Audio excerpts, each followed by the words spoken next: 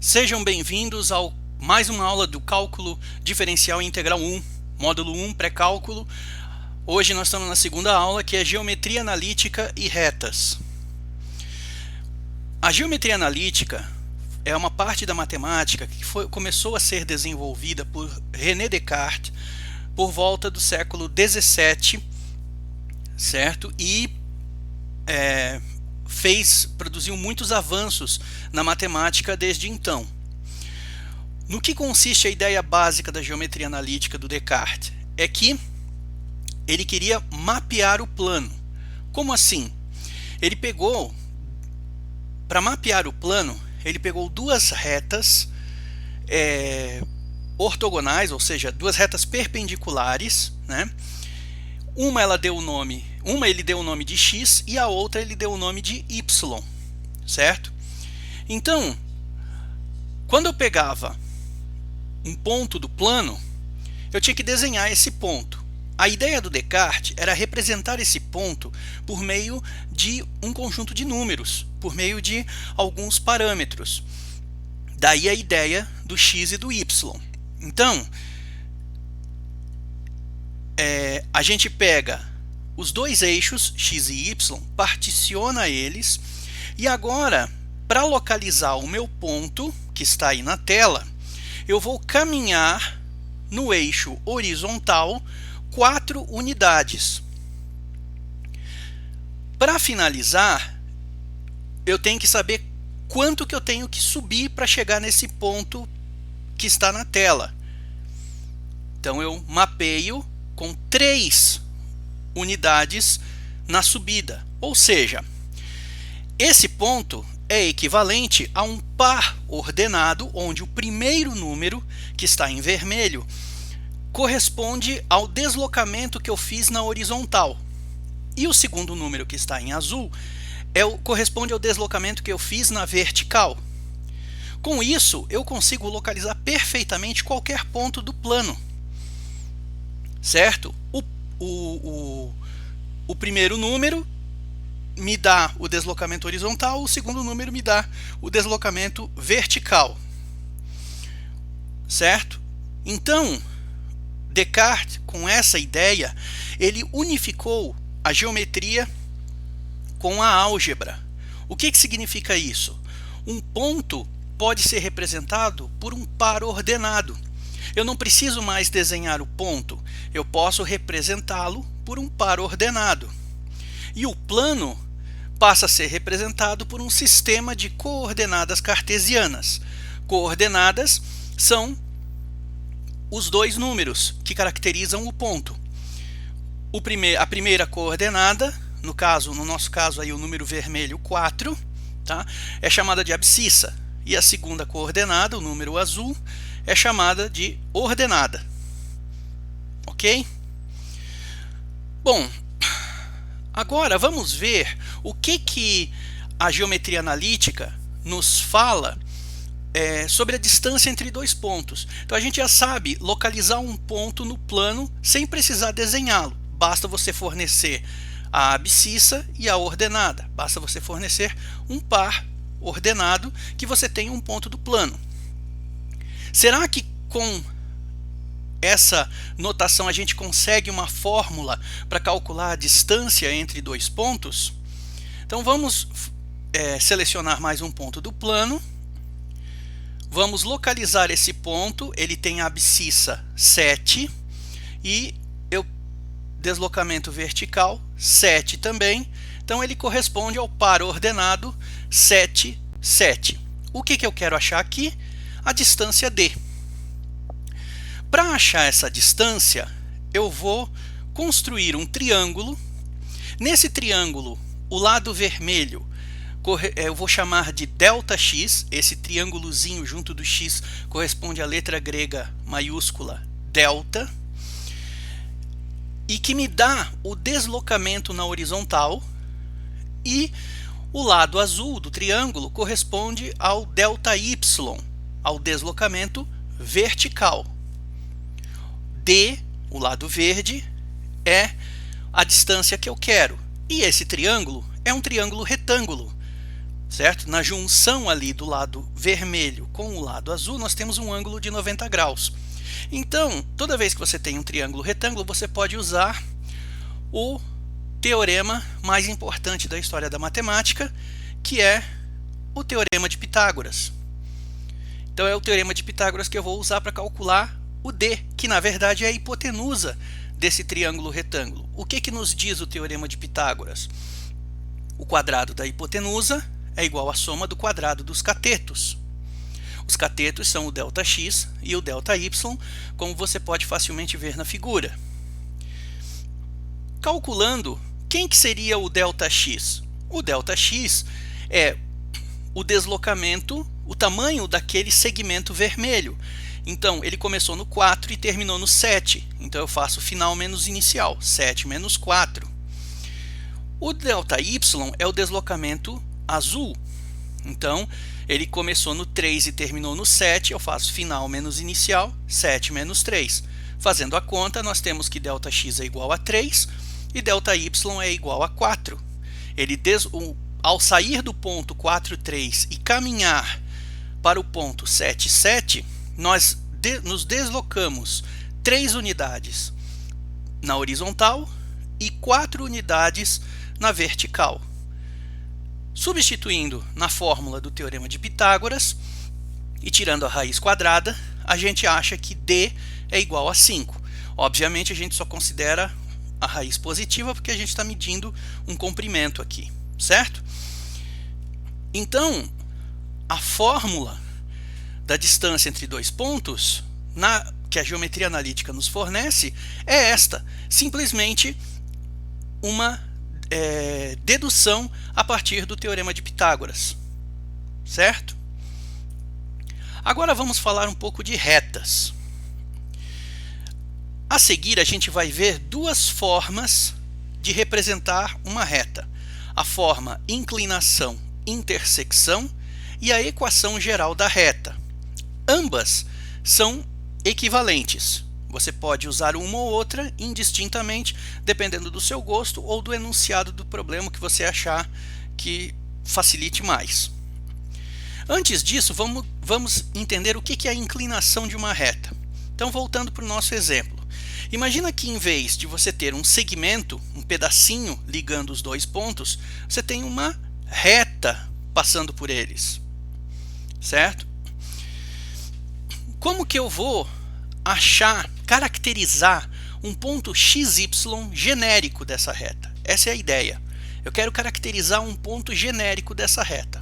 Como que é a cara de um ponto que pertence a essa reta? Ou seja, se eu te der um valor de x, qual é o valor de y correspondente que coloca o ponto em cima da reta? Né? Para fazer isso, nós vamos usar um outro resultado importante da geometria plana, que é a semelhança de triângulos. Tá? Vamos desenhar aqui dois triângulos. O primeiro triângulo, que tem o lado laranja, ele liga o ponto 4, 3 ao ponto 7, 7. O segundo triângulo, que tem o lado roxo, é o maior e liga o ponto 4, 3 ao ponto XY, que é o ponto genérico, a incógnita do problema, vamos dizer assim. Só que o que a semelhança de triângulos nos diz? Ela diz o seguinte, que se você observar o ângulo que é formado pelos dois lados verdes, que são comuns aos dois triângulos, né? Esse ângulo ele é comum aos dois triângulos, e esse ângulo alfa tem uma tangente, que é a razão entre o comprimento vertical e o comprimento horizontal, que é a mesma para os dois triângulos. Em outras palavras, se você pegar a distância de subida, dividir pela distância de caminhada na horizontal, tanto para o triângulo menor quanto para o triângulo maior vai dar o mesmo valor. Isso é semelhança de triângulos. Então vamos calcular. Agora apareceu um monte de números, um monte de expressões, certo? Foca primeiro no triângulo pequeno, no menor triângulo. A distância vertical dividido pela distância horizontal, que seria a tangente do ângulo, alfa, né? Ela é, nesse triângulo pequenininho, no menor, de lado amarelo, é ΔY sobre ΔX. Correto? Agora, no triângulo maior, ela vai ser o lado roxo, que é o final menos inicial, pega a coordenada azul y, menos a coordenada azul do primeiro ponto, que é 3, y menos 3, e você divide isso pelo comprimento horizontal, que é a coordenada x do ponto final, menos a coordenada 4 do ponto inicial. Então é x menos 4. É sempre final menos inicial. Entenderam? Se você pegar e fizer essa divisão, você tem y menos 3 dividido por x menos 4. O que a semelhança de triângulos nos diz é que tanto um quanto o outro número, ambos são iguais. Eles representam a tangente do ângulo alfa que a gente tinha visto ali atrás. Certo? Então, esse valor, que é constante, a gente define como sendo a inclinação da reta. Então, o que é a inclinação da reta? É a tangente do ângulo que a reta forma com o eixo horizontal. Ou, de outra forma, é o deslocamento vertical dividido pelo deslocamento horizontal entre dois pontos quaisquer da reta. A partir da inclinação da reta, nós podemos definir uma cara para o xy, certo? Nós podemos achar uma fórmula para o xy, né, que é a forma inclinação-intersecção da reta. A gente sabe do triângulo menor, a gente já calculou, que ΔY sobre ΔX é igual a 4/3. Então, a inclinação da reta, dessa reta aí, é 4/3. E a gente viu da semelhança de triângulos que essa inclinação também pode ser calculada por y menos 3 dividido por x menos 4. Multiplicando em cruz e trabalhando um pouquinho, você acha, isolando y, que y é igual a 4/3 de x menos 7/3. Né? Ou seja, a partir do momento que eu te dou um valor de x, a fórmula me dá o valor de y correspondente, que põe o ponto em cima da reta. O ponto com aquele x, correto? Agora vamos entender essa fórmula. Por que ela se chama forma inclinação-intersecção da reta?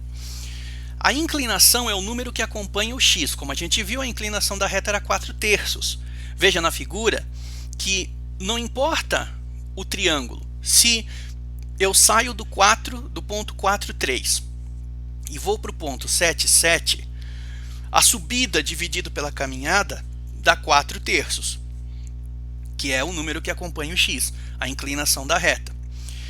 Se do ponto 4,3, eu for para o ponto caminhar até o ponto 10,11, eu vou ter me deslocado para a direita 6 unidades e vou ter subido 8 unidades, o que dá 8 sobre 6, que é a mesma coisa que 4/3. Então, a tangente do ângulo, ou seja, a inclinação da reta, permanece sempre a mesma, é uma característica da reta, certo? E é o número que acompanha o x na forma inclinação e intersecção da reta. E o menos 7/3 nessa fórmula representa o quê? A intersecção. Intersecção com quem? Com o eixo y. Veja, se você botar x igual a 0 na fórmula, o y vai dar como resposta menos 7/3. Mas x igual a 0, o que é? Se você está no x igual a 0, você está na origem, que é a junção das duas retas, né? A junção dos dois eixos. Então, o que o menos 7/3 te fala é o seguinte: no zero, quando x for 0, o y vai ser menos 7/3. Ou seja, a reta vai estar batendo no menos 7/3 em cima do eixo y. Por isso, é o ponto onde a reta intercepta o eixo y. Beleza? Aqui a gente desenvolveu tudo com um exemplo numérico. Vamos então deixar isso geral, né? A inclinação a gente vai chamar de M e o ponto de intersecção a gente vai chamar de B. Logo, a forma inclinação intersecção de uma reta vai ser representada sempre como y igual a mx mais b. M é a inclinação, B é a intersecção da reta com o eixo y. Agora, para achar a equação geral da reta, uma vez que você já achou a forma inclinação e intersecção, a equação geral sai rapidinho.